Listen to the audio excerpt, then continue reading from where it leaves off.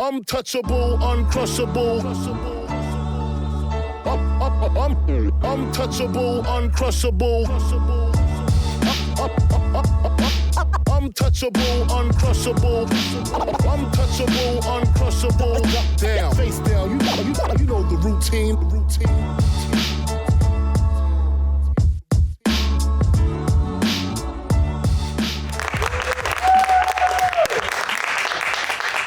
Hello, everybody. Welcome to another episode of Pan and Zoom, where we talk to filmmakers about filmmaking. Today, our guest is Hollywood writer Dale Launer, and we're going to dig into his origins, his inspirations, and his passions, and what's going on with him lately.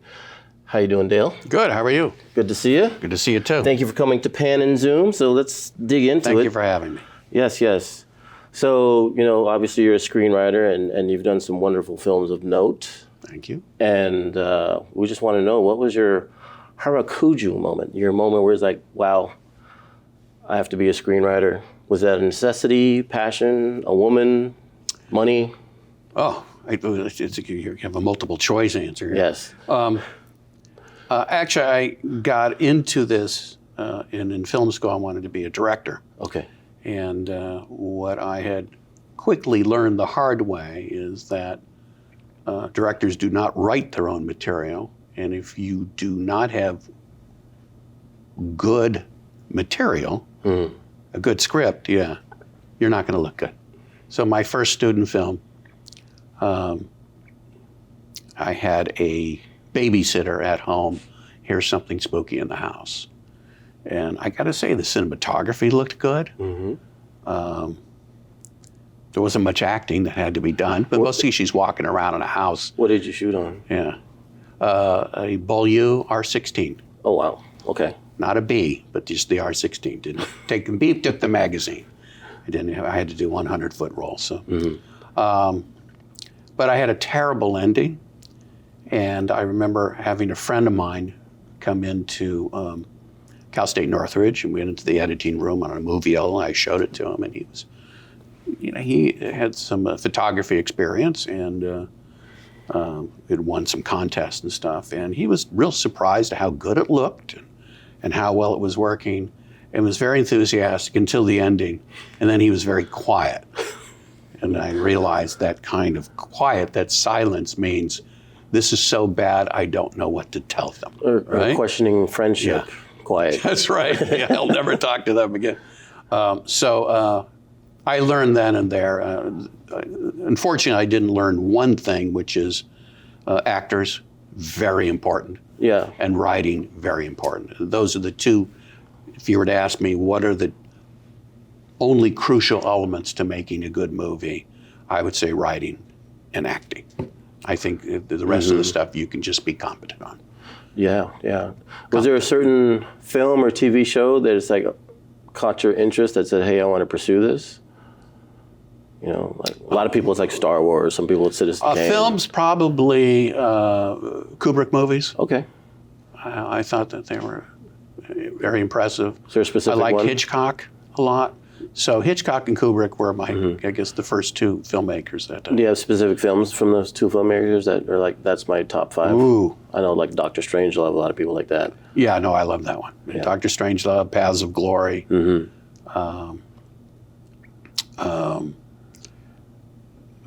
Lolita, the terrific Clockwork Orange, 2001.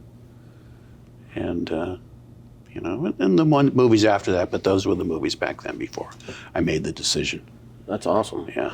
And the Hitchcock movies, I would say North by Northwest, one of my favorites, even still, Rear Window. So those movies were influential for me. What were about those films that it's like, oh, I want to try and do that? Was there something stylistically or?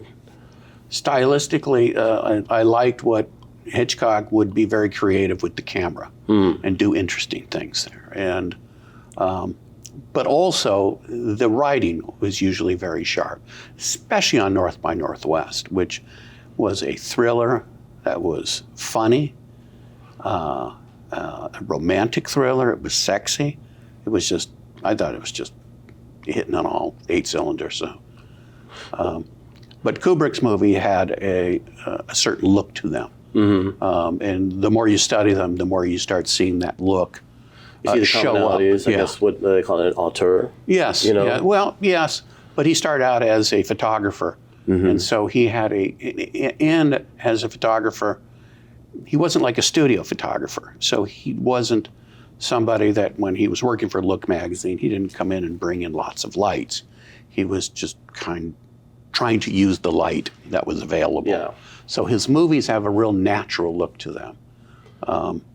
And I like that. I like that look. Yeah, I do too. Yeah. So when you started screenwriting, did you go to class for it, or did you kind of do your own thing? Did you have like, I went like to Cal State Northridge, and I floundered along in a variety of departments. Back then, you couldn't have what we would call then, or before then, a liberal arts education. In other words, let's take a variety of things and make you a well-rounded person. Right. They had you focus on a certain major. And now I went in as a business major, so basically I can get into all the business and economics classes that I wanted. But I wanted to take other classes. I didn't know what I wanted to do. So I changed my major to psychology so I could take the psych class. I was a religion major for a while. And so actually, I don't think, I was a religion major, but it was very easy to get into religion classes because no one wanted to take them, Right. I think. But they actually were very interesting. Philosophy class, things like that. So, and then somewhere along the way, a friend of mine asked me, what did you do the night before? And I said, went to a movie. And she said, you go to an awful lot of movies. And I felt a little guilty about it. Yeah. And I thought, wow, if I was a film major, I wouldn't feel guilty because that would be homework. That would be research, studying. Yeah. Movies, going to the movies. So I changed my major. My grade shot up. It was something I actually knew and understood and was fascinated by. So I then realized also the way to do well in college is just read the books. So You think? I read all the books before the class starts, before any of the class started, before the semester started. And I could have probably taken the finals on the first day and aced them all. That's awesome. I mean, in some of those classes, did you guys Because I watch- was just so interested. Yeah. Did you watch films and then you'd have to break down the films with the teacher, like... If we did, I don't remember that. We might have done that with maybe one or two movies. But they had 2 screenwriting classes, both of which, and maybe it was just the times, sort of just straight out of the 60s.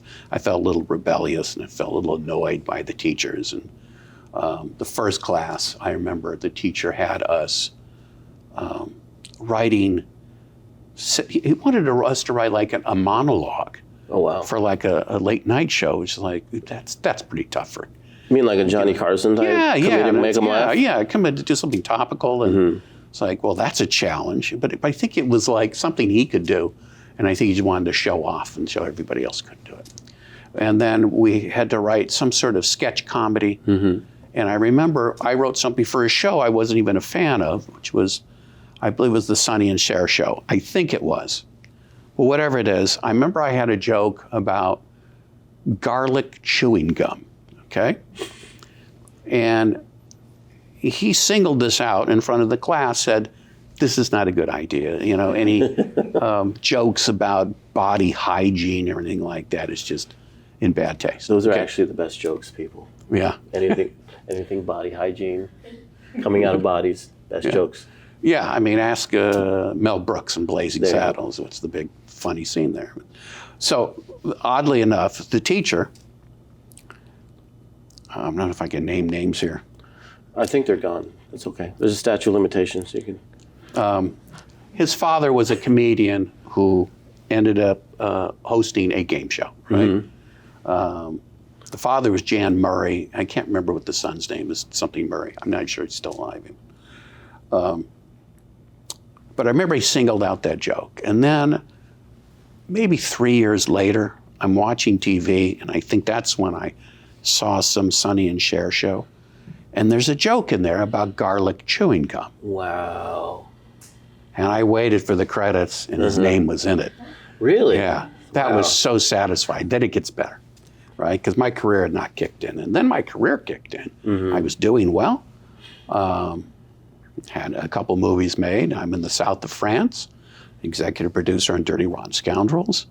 And had some friend whose father was a big entertainment attorney, I believe, and had rented a yacht to go up and down the Mediterranean. So I was invited to dinner on the yacht in Cannes, right? And so I drove up to Cannes, I got on the yacht, met everybody, and one of the guests was Jan Murray, Oh, wow. the father of the guy who stole the joke from me, And right?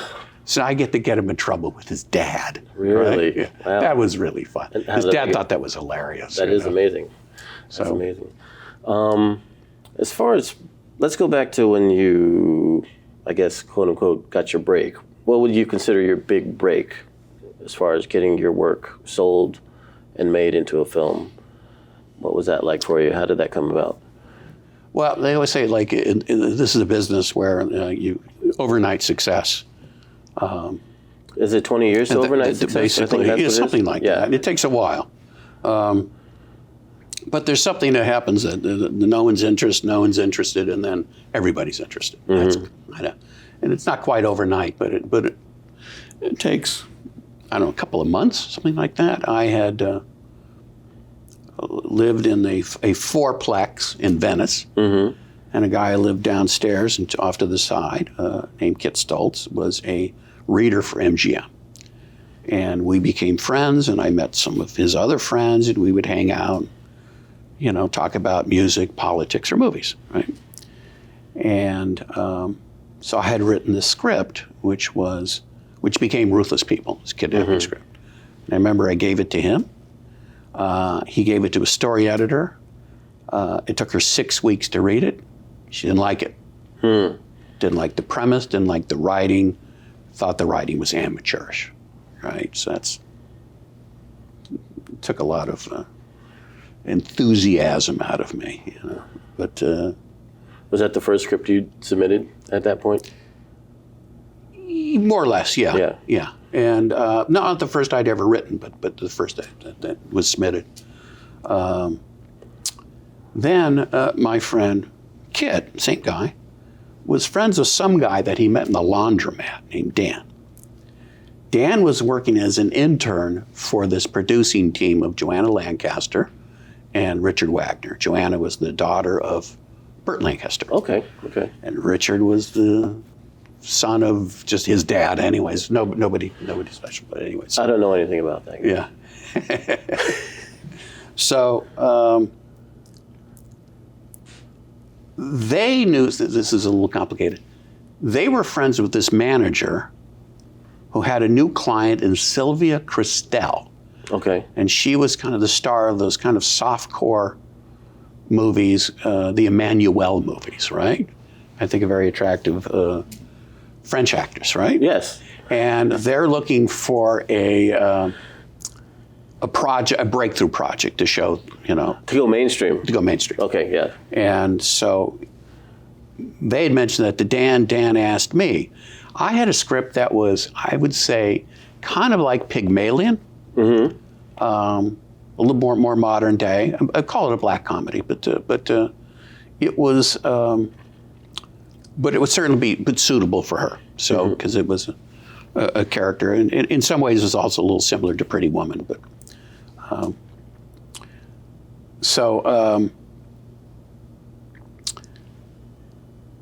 he mentioned this to Richard Wagner, one of the producers. Wagner wanted me to put together something, write something.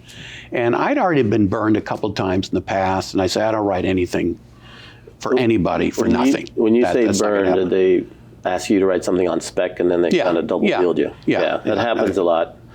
To try and get material from wannabe writers or forthcoming writers, write it on spec. That means they'll write it for free. And then they'll take the material, and then, you know, if you don't sign a contract or handle your business, you can kind of get shoe-shined. Yeah, well, especially if the material is based on property Yes. you don't control, you don't own. Yeah. So if it's your own story, you pitch it, and you write on spec, you can still own it. Yeah. But if it's based on something else, they've got you over a barrel. So I did that once, and somebody I've done was, it too. So. yeah, and it was a bad experience, and they were unbelievably rude, when the time came. So it's a long story. I'll tell you some other time. Can we name all those people right now? Yeah. No, okay. I'm just kidding. So Richard, so back to, so I told Dan to tell Richard, the producer, Richard Wagner, that no, I'm not going to write anything on spec or put anything together.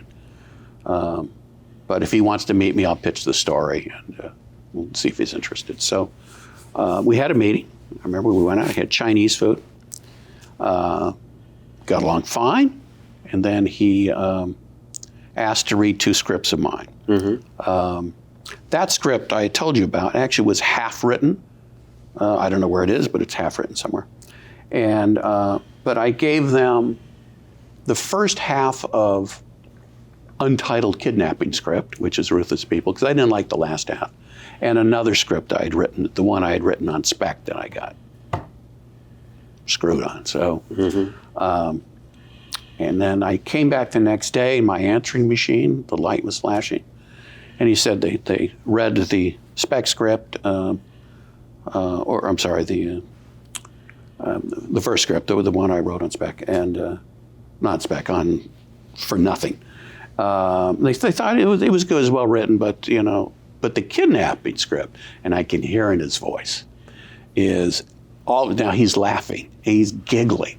He said, "We love this. Yeah, the twists and the turns, and it's so mean and venal, and we love this." So forget about the other script, the Pygmalion script. We want to option this, and we want to pay you to finish it. Okay. And which fulfilled a fantasy of mine, which is to give somebody half of a script, and they like it so much, they'll pay me to read the next half, all right?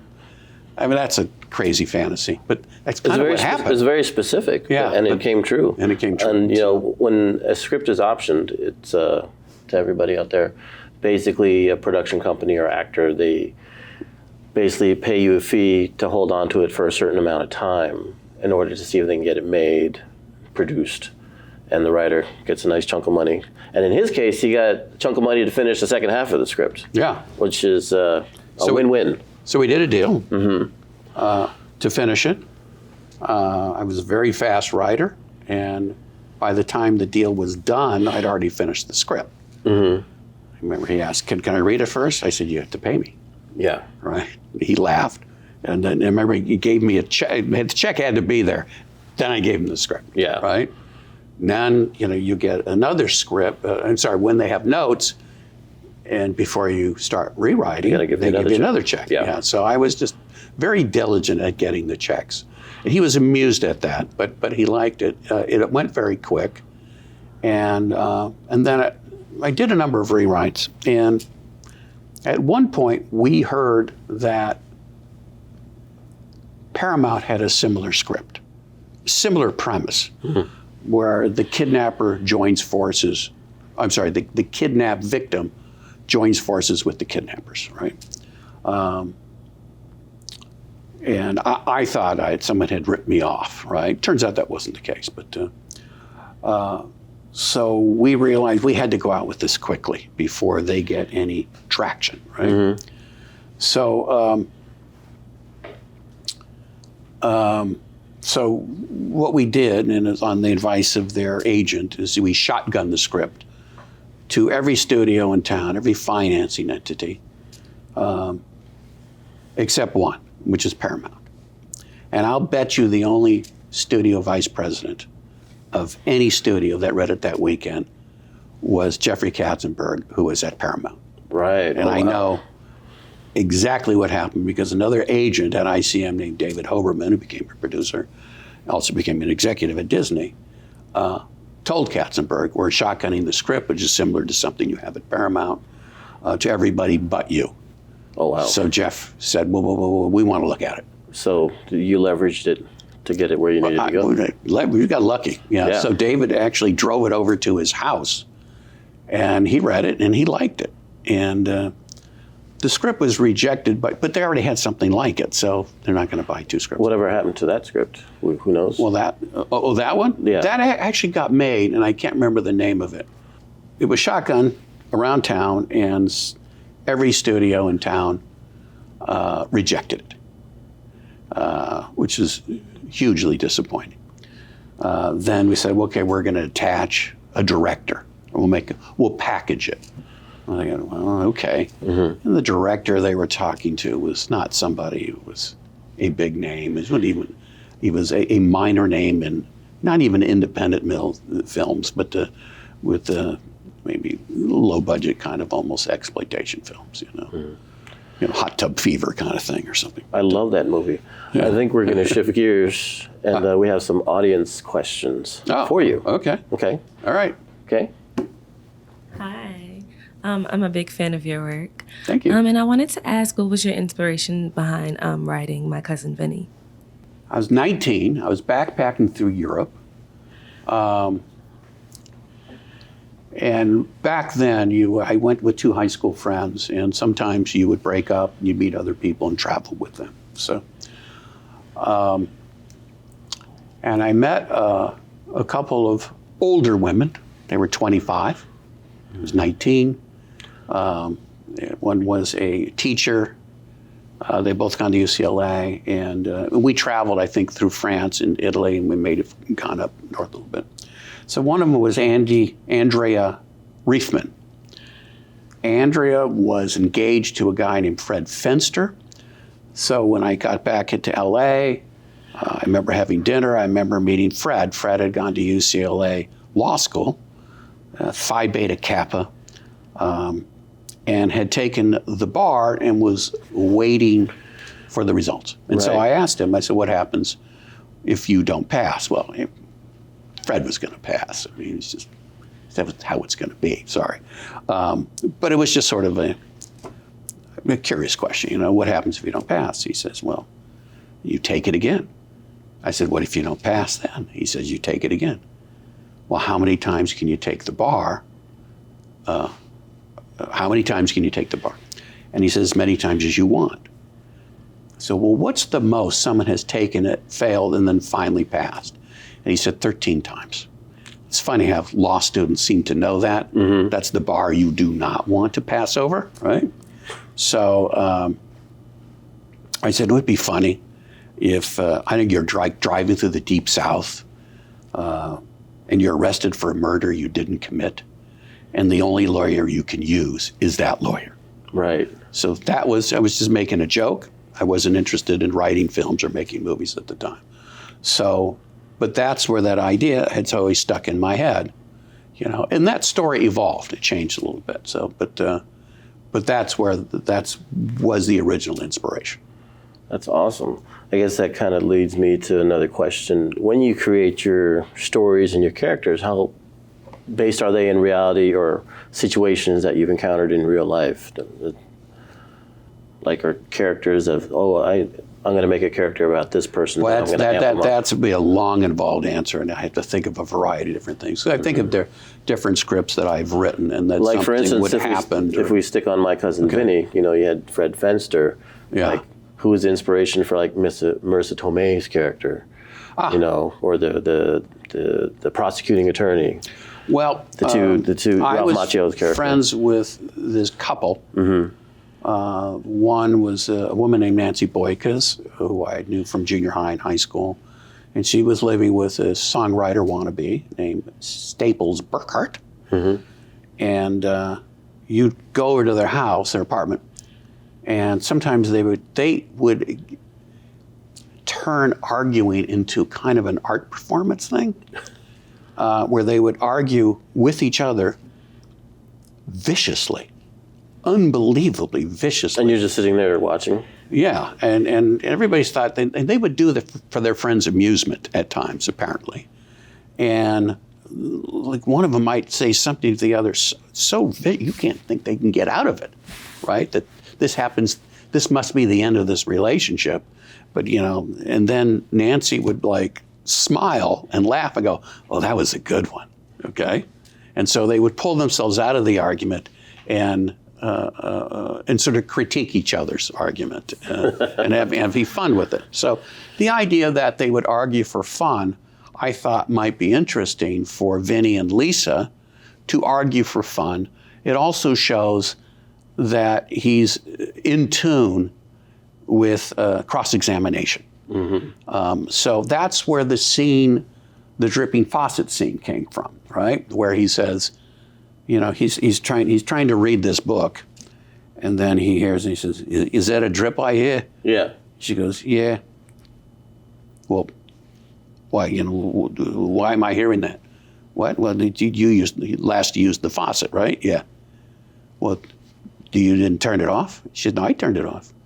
Maybe you didn't turn it hot enough, right? Well, I turned it hot enough. How do you know? Right, and this is what that turns into. Yeah. The scene was a little awkward, and it was more my fault than not. Was there any ad-libbing in it? I had written in there. No, I'd written in there that in the way this was a kind of foreplay for them. But you can't use metaphors when you're describing action for actors. Yeah. Because they're not sure what that means, and the idea is that they had fun arguing with each other. Because there's one point in it where it seems like they're actually arguing rather than having fun with each other, right? Yeah. So it should have been a little more fun. It was probably the only scene I really had a problem with in the whole movie. But the scene still works. It's still an interesting scene. But that's where the inspiration, let's say, for that scene and the inspiration for the character. For her character also, there was an actress that I had known for 2 minutes named Lisa Gay, who I think was in the Toxic Avenger movies. Oh. That's pretty obscure. Yeah. And I met her in New York through a friend, and we showed up to play some pool, and she brought her own pool cue, right, which she put together, played. She beat me, of course. And so that was the basis for a scene in the movie where Lisa tries to hustle some locals for money in a pool game, right? We never see the pool game, you know, but we know she hustled the money. And then that's the scene where Vinny meets with the redneck. And yeah, eventually, yeah. If there's any last words you'd like to impart to any, I guess, aspiring or starving artists that want to become a screenwriter, can you be as succinct and humorous and inspiring as possible? Just ask yourself what would really happen, you know, in any situation, and try to go from there. Sometimes what would really happen, or what could possibly happen, that'll get you to something funny. Right. I find. Awesome. On that note, we're going to have to wrap it up. I would like to thank Mr. Dale Launer for importing us. Awesome. Again, this has been another episode of Pan and Zoom. My name is Satie Gossett. We look forward to seeing you next time. And until then, we'll keep on filming.